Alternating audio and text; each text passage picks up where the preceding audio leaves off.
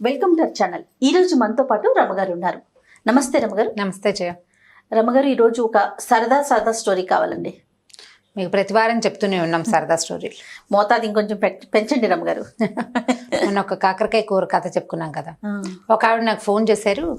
అమ్మాయి కథలో కోడలు గుండ్రాయి పెట్టి అమ్మవారిని బెదిరించింది. అత్తగారిని కూడా బెదిరిస్తే బాగుండేది కదంటే, ఏ గుండ్రాయి పెట్టో, పచ్చడి బండ పెట్టో, రోకల బండ పెట్టో, మంచి లైన్ లో ఉండేది కదా అత్తగారంటే. నవ్వొచ్చింది. ఎలా ఆలోచిస్తారు ప్రజలని. ఆ రోజులు అత్తగారికి వాళ్ళని ఎదిరించే రోజులు కావు బహుశా. మనం ఇలాంటి కథలు, ఈ చందమామ కథల్లో వాటిలలో చూస్తూ ఉంటాం. అయితే అలాంటిదే ఒక స్టోరీ చెప్తాం. ఒక అత్తగారు కోడలు ఒక ఊళ్ళో ఉండేవారు. ఈ అత్తగారు కూడా కొద్దిగా పిసినారు. అంటే మరి పిసినాడుతనం అంటే ఆటే ఖర్చు పెట్టకుండా తేలికపాటి కూరలు వండుకోవటము, డబ్బులు ఖర్చు పెట్టకుండా ఉండాలనే రోజులను, ఆ రోజులు కూడా అలా పొదపరిగా ఉండే రోజులు. అయితే ఆవిడ ఏం చేసేదంటే, కొడుకు బాగా కష్టపడి పనిచేస్తాడు కాబట్టి వాడికేమో తెల్లన్నం, వరి బియ్యం అని ఉండేది. అక్కడి నుంచి ఓ కూర పులుసో ఏదో చేసేది. ఆవిడ ఏంటంటే కారంగా వర్రగా చేయకుండా చప్పగా చేసేది కూరలు. వరన్నంలోకి కారంగా వేసామనుకోండి, ఎర్రటి పచ్చళ్ళు వేసుకుంటే మండిపోతుంది. అందుకని కొంచెం చప్పటి కూరలు చేసేది. కోడలికేమో జొన్న అన్నం పెట్టేది. ఎందుకంటే కోడలు బలంగా రేపొద్దున పిల్లల్ని కనాలి, పని చేయాలి, ఎంత పని చేయాలి. అందుకని జొన్న అన్నం తింటే బాగా బలం వస్తుందని జొన్న అన్నం పెట్టేది. ఈ జొన్న అన్నంలోకి ఏంటంటే అది చప్పగా ఉంటుంది, తీపిగా ఉండదు. వరెన్నలాగా తీయగా ఉండదు, జొన్న చప్పగా ఉంటుంది. అందులోకి కారం, పచ్చిమిర్చి, ఎండుమిర్చి అలాంటివి తగిలితేనే రుచిగా ఉంటుంది. కొంచెం ఆ మాత్రం తినగలుగుతారు. ఆవిడ ఈ చప్పకూరే పులుసే వేసి పెట్టేది కోడలికి. అది తినలేకపోయేది ఆ పిల్ల. అయితే ఏమైందంటే, ఒకసారి ఓ రోజు సాయంకాలం ఈ అమ్మాయిని చెరువు దగ్గరికి కాపలాకి వెళ్ళమన్నారు. చెరువు పక్కన వాళ్ళకు ఒక చిన్న చేనేదో ఉంది. ఉంటే ఏంటంటే, ఆ చెరువు పక్కన గంగానమ్మ గుడి ఉంది ఆ ఊరిది. మామూలుగా గంగానమ్మ అంటే విగ్రహాలు అవి ఏమి ఉండవు. అక్కడ ఒక రోలు, ఓ పత్రము ఉండేవి. గంగానమ్మ రోలు, గంగానమ్మ పత్రం అనేవాళ్ళు. ఊరి వాళ్ళు ఏదైనా పెద్ద పెద్ద పచ్చళ్ళు చేసుకుంటే వెళ్ళి ఆ రోట్లో రుబ్బుకునేవాళ్ళు. ఆ చెరువు పక్కన ఉన్న రోట్లో రుబ్బుకుంటారు. పండగలప్పుడు దానికే పసుపు బొట్టు పెట్టి గంగానమ్మగా పూజ చేస్తారు. మన దగ్గర కూడా అలాంటి విధానం ఉండ్రాళ్ళకి పెట్టుకుంటాం. అవును. అయితే ఈ పెళ్ళి ఏం చేసింది, సాయంకాలం కొద్దిగా చీకటి పడుతుండగా చెరువు దగ్గరికి వెళ్తూ ఏం చేసిందంటే, ఓ అంత పెసరపప్పుని చెంగును మూట కట్టుకుని నిమ్మ చెట్లు ఏవో ఉన్నాయి వాళ్ళ తోటలో. వాళ్ళు అమ్మాయి వెళ్ళింది తోటేనమాట. సరే పెసరపప్పుని మూట కట్టుకుంది. అత్తగారు అంది, చీకటి పడకుండా అన్నం తినేసేయి, చీకటి పడి జొన్న అన్నం తింటే అరగదు, పెందరాళి అన్నం తినేసేయి, 9 గంటల దాకా ఉండు, అబ్బాయి వచ్చి నిన్ను తీసుకొస్తాడని చెప్పింది. సరే 5:30 అలా అయ్యింది. ఈ పిల్ల ఏం చేసింది, వెళ్ళింది కదా, వెళ్తూ ఏం చేసింది, చెంగును మూట కట్టుకుంది కదా, ఆ చెంగుని నీళ్ల తొట్టులో ముంచింది. అంటే పెసరపప్పుని తడిపింది అనమాట. పెసరపప్పు కొంచెం నాంతుంది తడికి. మెల్లిగా చెరువు వైపుకి వెళ్ళిపోయింది. అత్తగారు మొగుడు ఇంకెక్కడున్నాడో, వీళ్ళింటో ఉన్నారు. అక్కడికి వెళ్ళి కూర్చున్నాక పెళ్ళి ఏం చేసింది, సరే వచ్చేటప్పుడే చిన్న పొన్న వస్తువులు మూట కట్టుకుని తెచ్చుకుంది. ఏం తెచ్చింది, పెసరపప్పు నానబెట్టేసింది కదా కొంగునున్నది, ఒక 4-5 ఎండుమిరపకాయలు బొడ్లో దోపుకుంది. చీరకు పక్కన పెట్టి దోపేసుకుంది. చిన్న ఇంగు ముక్క, కాస్త ఇంత జీలకర్ర తెచ్చుకుంది. పచ్చడి నూరుకుంది కనమాట. సరే ఏం చేసింది, ఈ చెరువు పక్కన ఏదో పిట్టల్ని వాటిని వడిసెలు విసిరి కొట్టింది. అక్కడి నుంచి ఈ గంగానమ్మ రోలు ఉంది కదా, అక్కడ కూర్చుని పచ్చడి రుబ్బుకోవటం మొదలుపెట్టింది. ఈ పెసరపప్పు తీసి, కటికి పెసరపప్పు పచ్చడి అంటారు. కొద్దిగా నానిన పెసరపప్పు తోటి పచ్చడి నూరుకుంటారు. ఎర్రగా కారంగా బాగుంటుందన్నమాట. అందులో ఒక ఇంగువ, కాస్త ఉప్పు అవి వేసుకోవాలి. అన్ని తెచ్చుకుంది వస్తువులు. అత్తగారికి తెలియకుండా మధ్యాహ్నం నుంచి జాగ్రత్తగా చిన్న పొన్న పొట్లాలు కట్టి నడుం చుట్టూతో దొప్పుకుని తెచ్చుకుంది. అంత పెసరపప్పు మాత్రం మూట కట్టింది అనమాట కొంగున. సరే ఏమైంది, ఆ ఊరి రాజుగారు ఆ దారి వెంబడే వస్తున్నాడు. వస్తూ చెరువు దగ్గర మంచినీళ్ళు తాగడానికి దిగితే ఈ పిల్ల రోట్లో ఏదో రుబ్బుతోంది. సరే చూస్తున్నాడు. చీకటి వేళ ఎవ్వరూ లేకుండా ఒక ఆడకూతురు కూర్చుని పప్పు రుబ్బుకుంటుంటే, ఏమిట్రా ఇది అని చూస్తారా, అదేదో వింతగా కనపడింది ఆయనకి దృశ్యం. సరే చూస్తుంటే ఏం చేసింది, ఈ పిల్ల రొంటి నుంచి ఇది ఇంగు తీసి వేసి నలిపింది. కాస్త రుబ్బేసరికల్లా ఇంగు గుమాయిస్తూ వాసన వస్తుంది కదా, వాసన వచ్చేసరికల్లా రాజుగారికి భలే బాగుంది వాసన అని ఆ అమ్మాయి దగ్గరికి వెళ్ళాడు. అమ్మాయి ఏమిటమ్మా చీకట్లో కూర్చుని రుబ్బుతున్నావు, నువ్వెవరు ఏమిటని అడిగితే, పలానా వాళ్ళ కోడలండి, చెరువు పక్కన ఉన్న చెలవకి కాపలా వచ్చాను, పక్కన చేనుంది దానికి కాపలా కోసం వచ్చాను, అన్నంలో కోసం అని పెసరపప్పు పచ్చడి రుబ్బుకుంటున్నానండి. ఎంత మంచి వాసన వస్తుంది, కాస్త పెట్టవా అన్నాడు. చేతిలో పెట్టింది. అన్నట్టు కారంగా ఉంటే అమ్మాయింది, బొట్టిగా తింటే కారం పడుతుందండి, జొన్న అన్నంలో నలుచుకు తింటే బాగుంటుంది, నేను అన్నం తెచ్చుకున్నాను తింటారా అంది. ఆ పచ్చడి రుచి పట్టలేకపోతున్నాడు ఆయన ఆ వాసనకి. సరే ఏం చేశాడు, ఆ పిల్ల పక్కన చేలో ఉన్న ఒక నిమ్మకాయ కోసుకొచ్చి దానికి కాస్త చిన్న పిన్నిస్తో చిల్లు పెట్టి, ఏ చాకులు గీకులు లేవు కదా, పచ్చడి నిమ్మరసం పిండిది. నిమ్మరసం వేస్తే ఇంకా మంచి వాసన వస్తుంది ఆ పచ్చడి. అక్కడి నుంచి ఏం చేశాడు, ఆ అమ్మాయి టిఫిన్ మూత డబ్బాలో పెట్టుకొచ్చుకుంది కదా, అందులోంచి మూతలోకి అంత జొన్నన్నం తీసి పచ్చడి వేసి కాస్త కలిపి రాజుగారి చేతిలో పెట్టింది. రాజుగారు చకచకా తినేశాడు. ఇంకొంచెం పెట్టని సగం అన్నం రాజుగారు తినేశాడు. ఎంత బాగుందమ్మా, భలే బాగుంది, చాలా బాగా చేసావు అని ఇదిగో ఇది ఉంచుకొని ఒక రూపాయి కాసులను సంచి ఆ పిల్ల చేతిలో పెట్టబోయాడు. పెట్టపోతే అమ్మాయింది, ఎందుకండి డబ్బులు గిబ్బులు ఇవ్వద్దు, ఇప్పుడు ఈ డబ్బులు ఎవరిచ్చారని చెప్పను నేనంటే రాజుగారు ఇచ్చారని చెప్పమన్నాడు. రాజుగారు ఇచ్చారంటే రాజుగారు డబ్బులు ఇవ్వడానికి నువ్వేం చేసావని అడగదా మా అత్త అడుగుతుంది. అడిగితే ఏం చెప్పాలి, చెప్పు అన్నం పెట్టానని చెప్పు అన్నాడు. మరి మీరు జొన్నన్నం తిన్నారని ఊరంతా ప్రచారం అవుతుంది, మీకు ఓకేనా? రాజుగారు నాలుగు కరుక్కున్నాడు. ఏంటంటే రాజులు వాళ్ళు జొన్నన్నాలు తినకూడదు, ఓకే, పరువు తక్కువ. సరే నేను తిన్నానని చెప్పకూడదు ఒకటి. రెండోది, జొన్నన్నంలోకి ఏ వేసుకు తిన్నాడు అంటే పెసరపప్పు పచ్చడి అన్నది. కోడలు పెసరపప్పు తెచ్చుకుందన్న సంగతి బయటపడిపోతుంది. కాబట్టి మా అత్తకి తెలిసిపోతుంది నాకు డబ్బులు వద్దండి. డబ్బులు వద్దండి అంటే ఆయనకి రాజుకి డౌట్ వచ్చింది. ఏ అమ్మాయి ఇంతోటి పచ్చడి నువ్వు ఇంటి దగ్గర రుబ్బుకోలేకపోతావా, అక్కడే ఎందుకు తెలియదంటే మీ రాజ్యంలో అత్తలు గట్టివాళ్ళండి, కోడళ్ళు మెతకవాళ్ళు, మేము ఇలాగే తినాలి, మాకు ఆస్తులు ఉండవు, ఆడపిల్లలకి ఆస్తులు ఉండే రోజులు కావు కదా, మా నాన్నలు మాకేమి ఇవ్వరు, కట్నాలు తెలియదు కాబట్టి అత్తలు మాకు జొన్నన్నాలు పెట్టి మా మొగుళ్ళకి వరన్నాలు పెడతారని ఆ ఊరి సాధక బాధకాలన్నీ చెప్పింది. నీ దగ్గర డబ్బులు లేవంటే నాకేమీ లేదు, మా నాన్న నాకేమి ఇవ్వలేదంతే అనేసరికి రాజు అన్నాడు, ఒక ఐడియా చెప్తాను, ఈ డబ్బులు మూట పట్టుకెళ్ళి వస్తూ ఉంటే దొరికిందని చెప్పు. దొరికిందంటే అప్పుడు ఇంకో చిక్కుంది, డబ్బులు దొరికినాయని చెప్పారనుకో ఆ రాజ్యంలో ఏంటంటే ఎవరికైనా రోడ్డు మీద కానీ భూమిలో కానీ డబ్బు దొరికితే అది రాజుగారికి సొంతం. ఇంట్లో దాచిపెట్టుకుందుకు ఉపయోగం వీల్లేదు. ఇంట్లో దాచిపెట్టుకుంటే చుట్టుపక్కల వాళ్ళకి తెలిసిపోతుంది డబ్బులు ఒక రూపాయి వాడారంటే వీళ్ళకి ఈ రూపాయి ఎక్కడిది అని ప్రశ్న వస్తుంది కదా. అవేమో మారకపు రోజులు, వస్తు మార్పిడి రోజులు, వీళ్ళ దగ్గర క్యాష్ ఉందంటే తెలిసిపోతుంది. కాబట్టి ఇప్పుడు ఏం చేయాలంటే ఓ పని చెయ్యి, నువ్వు పట్టుకెళ్ళు, ఈ డబ్బులు నీ సొంతమయ్యే ఉపాయం నేను చేస్తానని ఈయన ఏం చేశాడు, ఆ డబ్బులు సంచి ఆ పిల్ల చేతులు పెట్టి చేతులు చక్కగా 4 లొట్టలు వేసుకుంటూ పచ్చడి కారంగా ఉంది చేతులు కడుక్కున్నాడు, మంచినీళ్ళు తాగాడు. వెళ్ళిపోతూ గ్రామాధికారి దగ్గరికి వెళ్ళి, ఇవాళ నేను దారిలో వస్తూ ఎక్కడో డబ్బులు సంచి పోగొట్టుకున్నాను, పోతే పోయిందనుకున్నా, ఇవాళ మా అమ్మ పుట్టినరోజు, ఎవరికైనా దొరికితే అది వాళ్ళకే ఇచ్చేద్దాం అనుకున్నా, కాబట్టి ఈ సంచి ఎవరైనా డబ్బు సంచి నా సంచి పట్టుకొస్తే ఆ సంచి వాళ్ళకే సొంతం, సరేనంటే ఆ కుటుంబానికే అని రాసుకుంటానండి అన్నాడు. కుటుంబానికి కాదు, ఏ మనిషి ఆ సంచి తెస్తే అది ఆ మనిషికే సొంతం అని రాసుకోమన్నాడు రాజు. వెళ్ళిపోయాడు. ఈ పెళ్ళి ఏం చేసింది, పావు తక్కువ 9 దాకా ఉంది. ఈ లోపల భర్త వచ్చాడు. ఆ సంచి జాగ్రత్తగా చేత్తబుచ్చుకొని భర్తకు చూపించింది, ఈ డబ్బులు దొరికినాయి నీ ఇక్కడికి వస్తుంటేను. సరే ఇతను అన్నాడు, గ్రామాధికారి దగ్గరికి వెళ్ళి ఇచ్చేద్దాము, రేపు పొద్దున ఎవరికైనా తెలిస్తే కష్టం అన్నాడు. ఇంటికి వెళ్తే అత్తగారు ఒప్పుకోలేదు, కానీ గ్రామాధికారి భయం అందరికీ ఉంది. సరే ఏమైంది, చీకటి పడ్డాక 10 గంటలకి డబ్బులు పుచ్చుకుని వెళ్ళారు. వెళ్తే ఈ సంచి చూడగానే అతను గుర్తుపట్టి, రాజుగారు సంచి పోగొట్టుకున్నాడు, ఈ సంచి ఎవరు తెస్తే వాళ్ళకే సొంతం అని చెప్పాడు, కాబట్టి ఈ డబ్బులు ఈ అమ్మాయివి, అత్తగారివి, కుటుంబానివి కాదు, ఆ పిల్ల ఆస్తి అనమాట.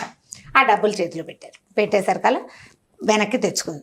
అత్తగారు 2వ రోజు నుంచి కోడలు దాని దగ్గర డబ్బులున్న వాళ్ళ గొప్పతనం వేరేగా ఉంటుంది కదా, అప్పటిదాకా అణిగిమణిగుండేది, నా డబ్బులు ఉన్నాయి కదా అండం మొదలుపెట్టింది.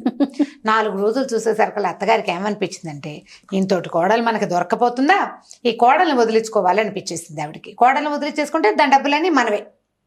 ఎలా వదిలించుకోవాలి, కొడుకు ఏం చెప్పిందంటే, ఒరే దీనికి డబ్బు పిచ్చి పట్టేసింది చూసావా, అన్నిటికీ మాటకు ముందు నా డబ్బులు అంటుంది, మాటకు వెనక నా డబ్బులు అంటుంది, కాబట్టి ఈ కోడల్ని వదిలించుకోవాలి ఎలాగైనా.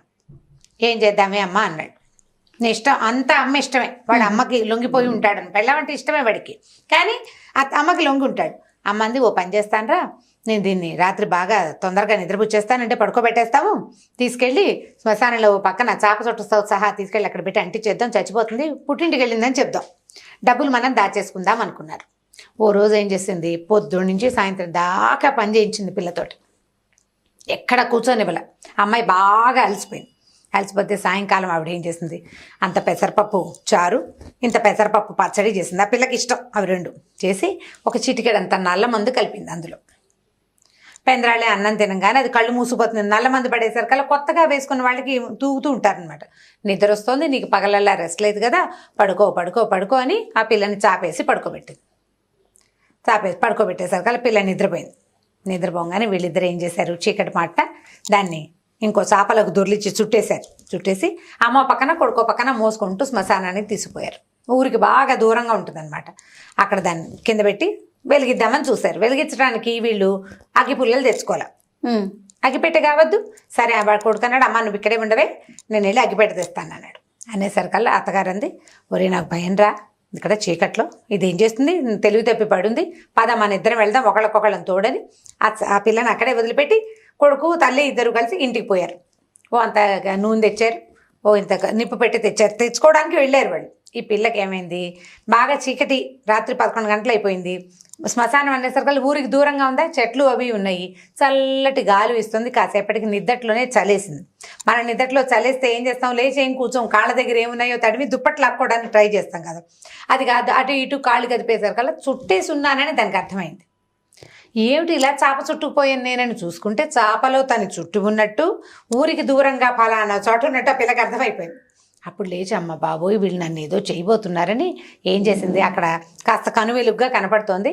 ఇంత ఈత మొద్దులు ఉంటాయి, ఈత చెట్లు ఉంటాయి కదా, వాటిని నరికేస్తారు. నరికితే ఇంత లాగ్జల్ అంటే ఈత మొద్దు అంటారు. ఆ మొద్దును ఒకదాన్ని చాపలో చుట్టేసేసి తను పోయి ఆ నిద్రగా నేరు చెట్టు పక్కన దాక్కుంది చీకట్లోనే. మరి తెంపర్తనం ఉంది దానికి. అక్కడ దాకా వచ్చాక భయపడితే కుదరదు కదా. వీళ్ళు ఏం చేశారు, అమ్మ కొడుకు ఇద్దరు వచ్చారు, తెచ్చి నూనె దాని మీద పోసి అంటించారు. ఈ అంటించేసరికల్లా ఈ పిల్లకి ముక్కుకి చెవికి ఆభరణాలు ఉన్నాయి, మెరుస్తూ ఉంటాయి చీకట్లో. మంట వచ్చేసరికల్లా దగదగలాడతాయి కదా.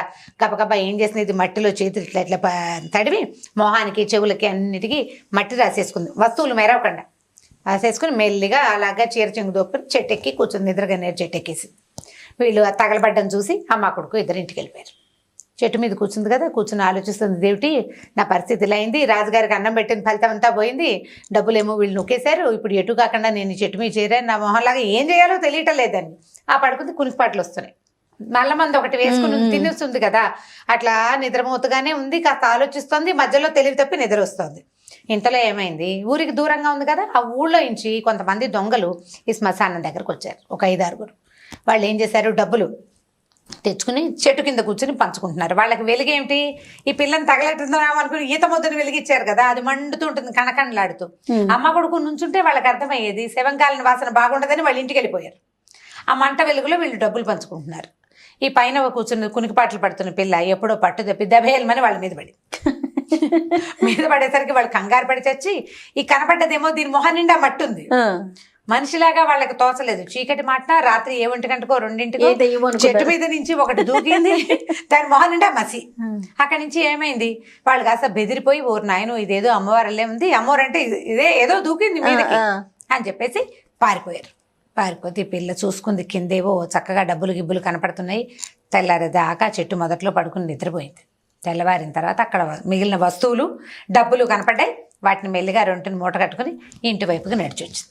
ఇంటికి నడిచి వచ్చేసరికి మొహం నిండా మట్టి ఉందన్న ఇంగితం లేదు దానికి. తలుపు కొట్టితే అమ్మ కొడుకు తలుపు తీసి తెల్లబోయారు. అమ్మో బ్రహ్మరాక్షస అయిపోయింది, కోడలు చచ్చిపోయి అది వచ్చేసింది మన మీద, కానీ తలుపేసేసారు వాళ్ళు. వేసేసి ఇది అరిచొచ్చి కేకలు పెట్టింది, అత్తయ్య అత్తయ్య తలుపుతీ అత్తయ్య, నేనే వచ్చాను అత్తయ్య అంటే, అదేమిటి వీళ్ళకి అర్థం కాలేదు, చంపేసాం, ఇది వచ్చేసింది. భయపడితే, మీరు భయపడకండి, నేనేం రాక్షసం కాను, మనిషినే, స్వర్గానికి వెళ్ళి తిరిగి వస్తున్నాను, తలుపు తీయండి అంది. అనేసరికి వాళ్ళు ఏం చేశారు, సరే ఇదేదో బాగానే ఉందని తీశారు తలుపు. మొహం కడుక్కుంది, ఈ లోపల పళ్ళు తోకుంది, మొహం కడుక్కుంది, లోపలికి వచ్చి కూర్చుంది. అత్తయ్య తినడానికి ఏమన్నా పెట్టవా, చాలా దూరం నడిచాను నేను. అది ఎక్కడికి నడిచావే, శ్మశానం నుంచి ఇంటికి రావడానికి. ఏంది శ్మశానం కాదు అత్తయ్య, నేను స్వర్గం నుంచి నడిచిస్తున్నాను, నేను రాత్రి మీరు నన్ను తగలెట్టారా, స్వర్గానికి వెళ్ళిపోయాను, మామయ్య కనిపించాడు నాకని చెప్పి. మామయ్య కనిపించాడు, ఈ లోపల డబ్బులు దాచుకొచ్చుకుందిగా, ఆ డబ్బులు నగలు అన్నీ చూపించేసరికి వాళ్ళు తెల్లబోయారు. ఇవన్నీ ఎక్కడంటే మామయ్య గారు స్వర్గంలో ఉన్నారు, నాకు అన్నీ ఇచ్చారు, అక్కడ చక్కగా రంభ, ఊరసి, మేనక, తిలోత్తమ ఇలా 3 మంది డాన్సర్లు ఉన్నారు, వాళ్ళందరితోటి చక్కగా మామయ్య గారు ఎంజాయ్ చేస్తున్నారు. నేను వెళ్తే ఆయన ఇక్కడ ఉండగా ఎలా ఉంటే సన్నగా ఇలకట్టుకుని ఉండేవాడా, స్వర్గంలో బాగా తిని నున్నగా అయ్యాడు.